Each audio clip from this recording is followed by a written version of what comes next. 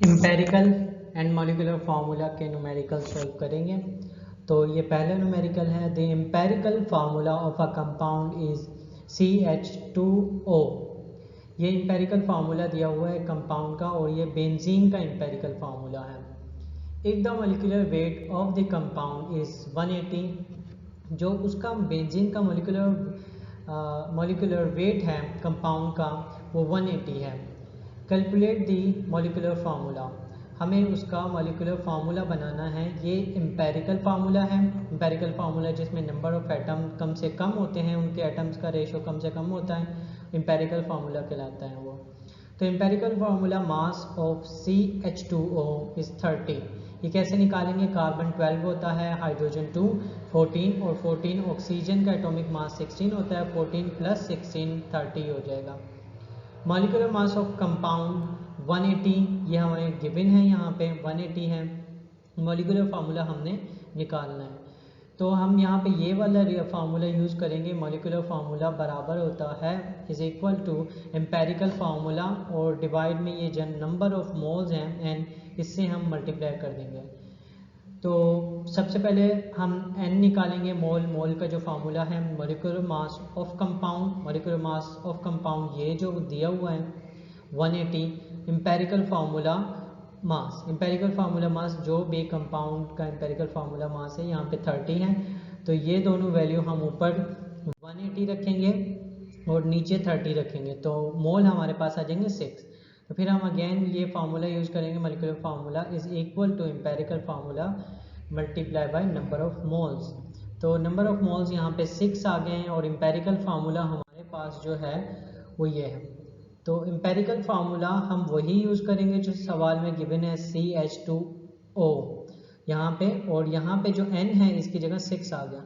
अब ये 6 मल्टीप्लाई होगा इन हर नंबर के एटम से, और ये इसके एटम कार्बन यहाँ पे एक था, 6 टाइम्स आ जाएगा तो 6 कार्बन हो जाएंगे, 2 हाइड्रोजन थे, 2 हाइड्रोजन को 6 से मल्टीप्लाई किया तो 12 हो जाएंगे, और ये 6 ऑक्सीजन से मल्टीप्लाई होगा तो ये 6।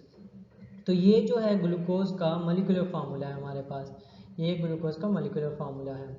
एम्पेरिकल फार्मूला में नंबर ऑफ एटम कम से कम होते हैं। नेक्स्ट है, a hydrocarbon has 20% hydrogen and 80% carbon. Hydrocarbon में 20% हाइड्रोजन है, 80% कार्बन है। Find the empirical and molecular formula of the compound if the molecular mass is 30। हमें यहाँ पे एम्पेरिकल और मॉलिक्यूलर फार्मूला मास मालूम करना है। कंपाउंड का जो मॉलिक्यूलर मास है वो 30 है, तो हमें परसेंटेज ऑफ हाइड्रोजन 20% दी हुई है, परसेंटेज ऑफ कार्बन 80% दी हुई है।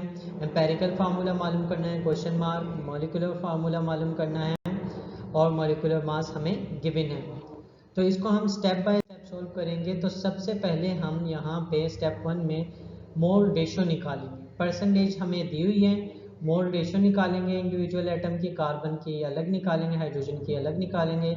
मोल रेशो का फार्मूला है percentage composition divided by atomic mass.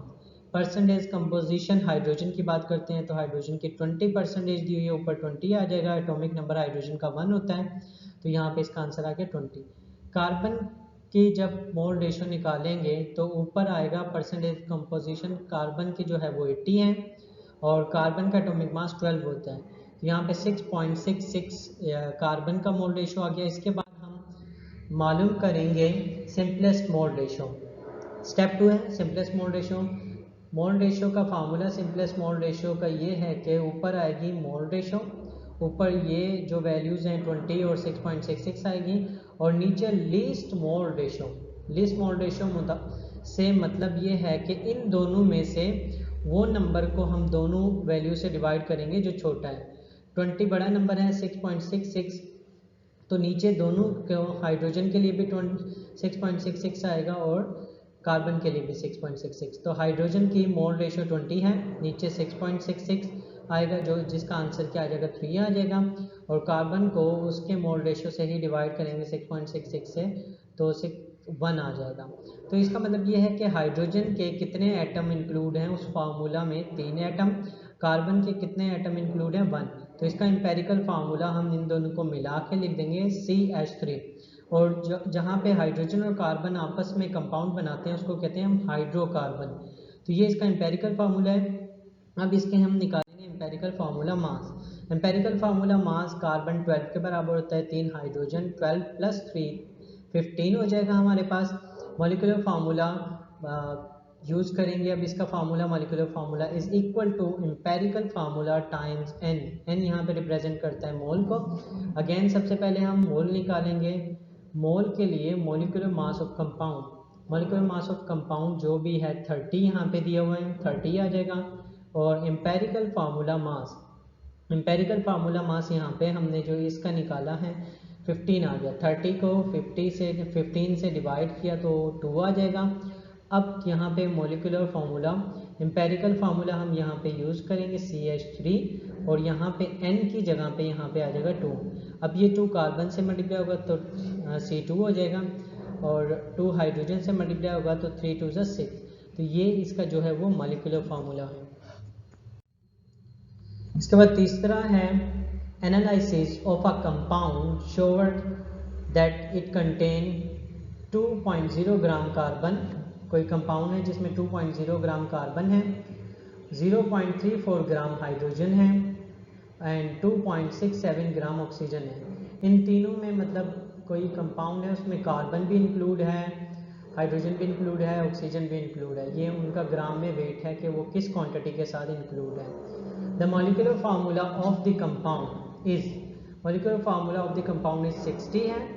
हमने calculate its molecular formula, molecular mass जो है, मॉलिक्यूलर मास जो है कंपाउंड का 60 है। हमने इसका मॉलिक्यूलर फार्मूला मालूम करना है। तो गिवन डेटा हम लिख देते हैं मास ऑफ कार्बन 2.0 ग्राम, और उसके बाद है मास ऑफ हाइड्रोजन एटम 0.34 ग्राम, और उसके बाद मास ऑफ ऑक्सीजन एटम जो है 2.67 ग्राम है। Mass of compound, mass of compound, compound का टोटल मास, इन सब के मास को हम जमा कर देंगे तो टोटल कंपाउंड का मास 5.01 ग्राम हो जाएगा। मॉलिक्यूलर मास ऑफ कंपाउंड हमें गिवन है 60 है।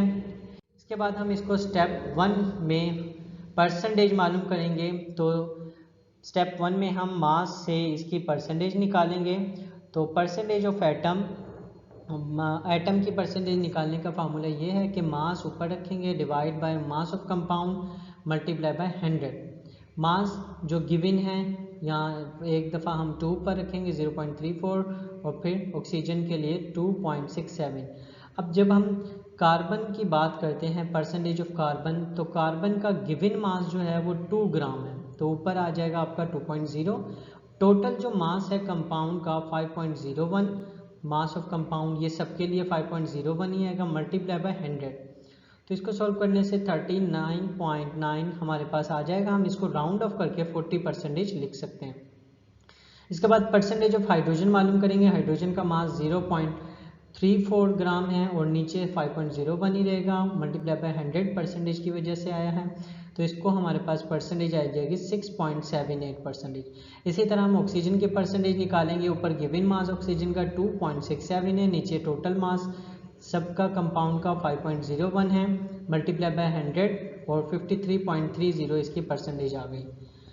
इसके बाद हम निकालेंगे मोल रेशो। परसेंटेज के बाद हम निकालते हैं मोल रेशो। मोल रेशो का formula percentage composition divide by atomic number. ऊपर जो है वो हर एटम की इंडिविजुअल परसेंटेज आती है और नीचे क्या आता है उसका एटॉमिक मास। जैसे हम कार्बन की बात करें, अगर कार्बन का मोल रेशो निकालेंगे तो कार्बन की परसेंटेज 40 है, वो ऊपर आ जाएगी, और कार्बन का एटॉमिक मास 12 होता है तो वो नीचे आ जाएगा। तो इसको डिवाइड करने से 3.33 आंसर आ जाएगा। हाइड्रोजन की बात करें तो हाइड्रोजन की परसेंटेज 6.78 है, डिवाइड में 1 आएगा, और 1 से कोई भी क्वांटिटी डिवाइड होती है तो वही नंबर वापस रिपीट हो जाता है, तो इसका मतलब 6.78 इसका आंसर आएगा। इसके बाद ऑक्सीजन जो है, ऑक्सीजन की परसेंटेज यहाँ पे 53.30 है। 53.30 को 16 से डिवाइड करेंगे जो कि उसका एटॉमिक मास है, हमारे पास 3.33 आ जाएगा। मोल रेशो के बाद हम निकालते हैं simplest mole ratio. Simplest mole ratio का जो फार्मूला है वो ये है कि ऊपर हम रखते हैं मोल रेशो यही वाली वैल्यूज़, और इन तीनों में से जो सबसे छोटा नंबर है हम उसी वैल्यू को सबसे डिवाइड करते हैं। तो इन तीनों में सबसे जो छोटा नंबर है 3.33 है, जो कि लीस्ट मोल रेशो कहलाएगा। मींस कि ये इससे भी डिवाइड होगा 3.33, इससे भी और इससे भी।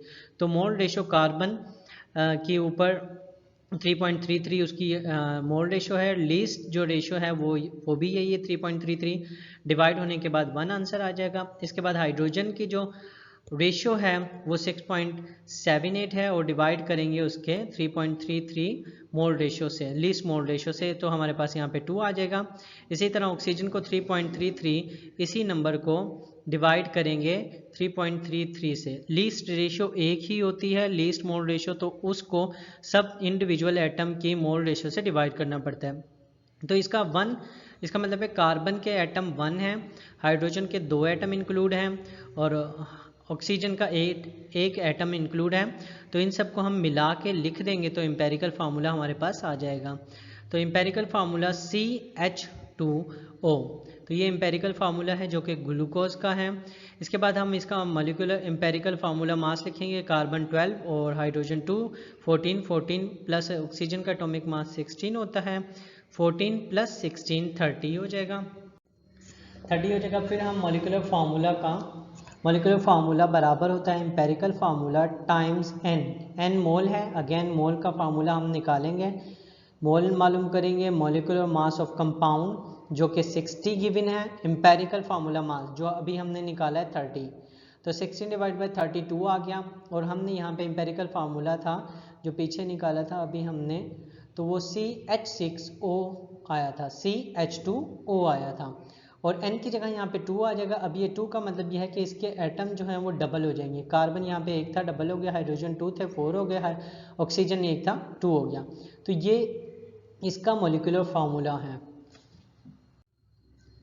इसके बाद 4 है 1 gram of a sample of organic substance was burned in excess of oxygen to yield 3.03 gram of carbon dioxide and 1.55 gram of H2O. If the molecular mass of the compound is 58, find its molecular formula. तो ये जो है 1 gram of a sample, 1 ग्राम जो है वो sample है, mass of the mass of sample है। और इसके बाद हम डेटा बनाते हैं। मास ऑफ सैंपल हमारे पास 1 ग्राम है, मास ऑफ कार्बन डाइऑक्साइड जो है 3.03 ग्राम है, मास ऑफ H2O है, H2O 1.55 ग्राम है, और if the molecular mass of the compound 58 है, फाइंड इट्स मॉलिक्यूलर फार्मूला।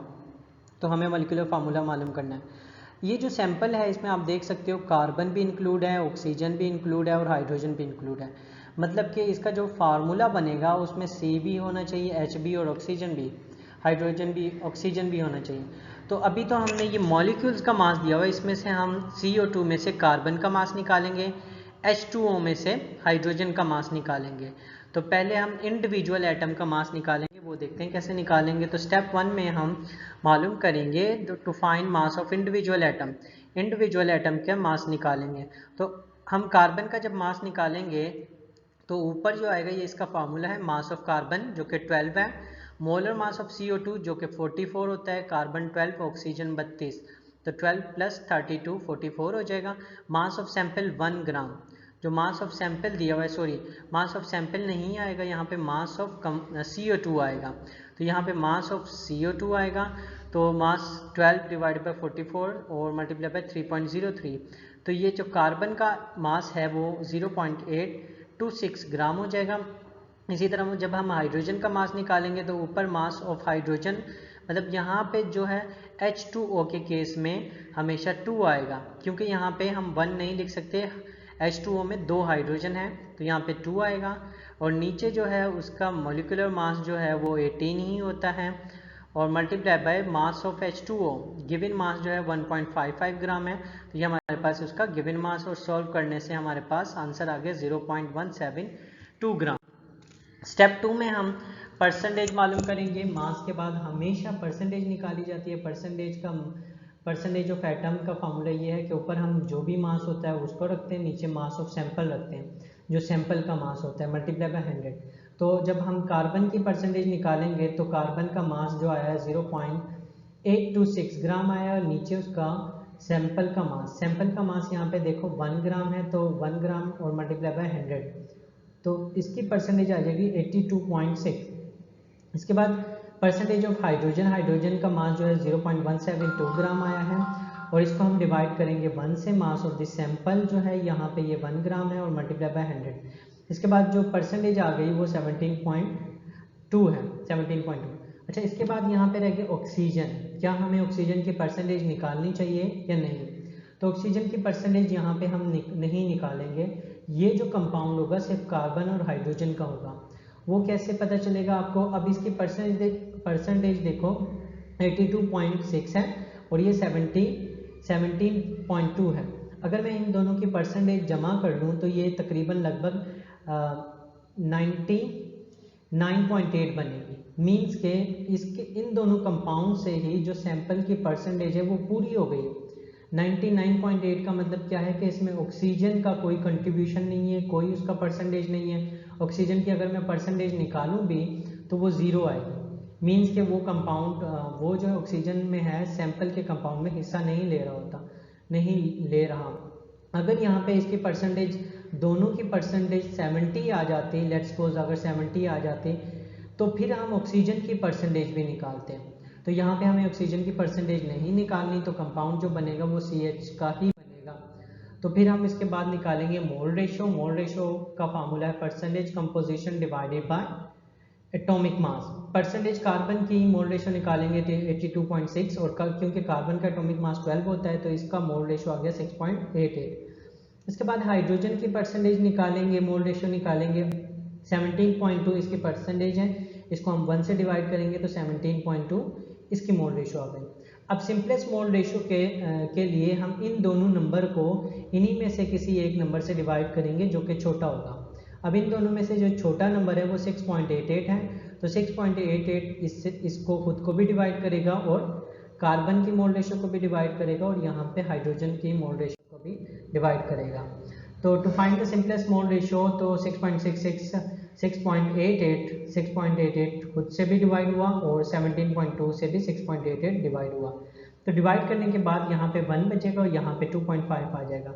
अब करना ये है कि जब भी सिंपलेस्ट मोल रेशो निकालते हुए 2.5 आ जाए, आपका 2.5 आ जाए, तो आपने हमेशा याद रखना है कि उस दोनों रेशोज को 2 से मल्टीप्लाई करोगे राउंड ऑफ करने के लिए, पॉइंट को ख़त्म करने के लिए। तो इस 1 को 2 से मल्टीप्लाई किया 2 हो गया, 2.5 को 2 से मल्टीप्लाई किया 5 हो गया। अगर इसकी रेशो सेकंड हाइड्रोजन की 2.7 आ जाती, फिर आप उसको डायरेक्ट राउंड ऑफ करके 3 लिख सकते थे, लेकिन जब भी 2.5 आएगा तो आपको 2 से सब रेशो को मल्टीप्लाई करना पड़ेगा। तो इसका मतलब यह है कि कार्बन के 2 एटम इंक्लूड हैं, हाइड्रोजन के 5 एटम इंक्लूड हैं, तो एम्पेरिकल फार्मूला इसका बनेगा C2H5। इसके बाद एम्पेरिकल फार्मूला, मास कार्बन का 12 होता है, 12 क्योंकि यहाँ पे 2 है तो 12 का डबल 24 और 5 हाइड्रोजन 24 प्लस 5 29 हो जाएगा। अब उसके बाद मॉलिक्यूलर फार्मूला निकालेंगे। मॉलिक्यूलर फार्मूला निकालने का ये फार्मूला है एम्पेरिकल फार्मूला टाइम्स n।